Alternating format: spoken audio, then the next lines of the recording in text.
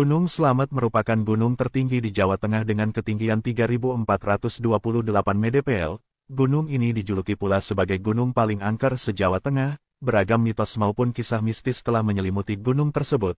Berikut 5 misteri yang melekat pada Gunung Slamet. Yang pertama, misteri pos Samarantau.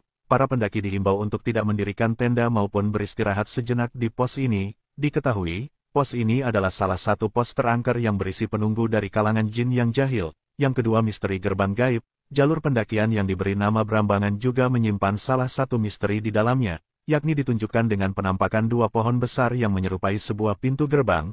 Kedua pohon ini dipercaya sebagai pintu gerbang menuju kerajaan gaib. Yang ketiga, manusia kerdil. Konon, manusia kerdil merupakan para pendaki Gunung Slamet.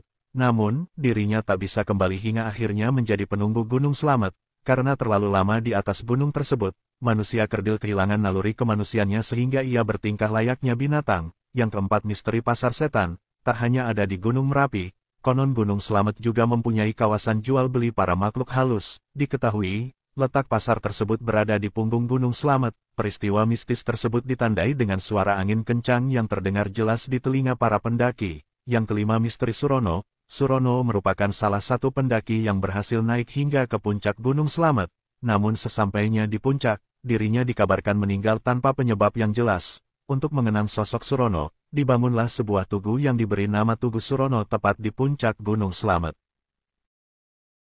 Cerita tentang desa gaib yang menghebohkan itu juga ternyata ada di Gunung Slamet. Seorang pendaki dari Bekasi bernama Roy dan seorang temannya hendak mendaki gunung tersebut. Awalnya, pendakian menuju puncak berjalan lancar. Kejadian mistis justru dialami Roy saat dalam perjalanan turun dari puncak, tepatnya saat mereka hendak menuju base camp Bambangan. Di sana, Roy melihat ada jalan bercabang. Kemudian ia memilih salah satu jalan dengan bagian gerbang menyerupai kubah. Rute yang dia lewati lama-kelamaan mulai muncul kejanggalan. Mulai dari pertemuannya dengan 2 wanita yang seperti sedang memilah beras, sampai saat Roy masuk ke sebuah pasar. Penduduknya berpakaian serba hitam dan wajahnya terlihat pucat tanpa senyum dan sedikit menyeramkan. Tidak ada satupun orang yang memedulikan Roy dan temannya selain seorang pria tua berbaju putih lusuh dan berjenggot putih panjang. Roy kemudian diberi petunjuk jalan yang benar menuju ke base camp Bambangan. Dari sanalah Roy kemudian tersadar bahwa dirinya baru saja masuk ke desa gaib.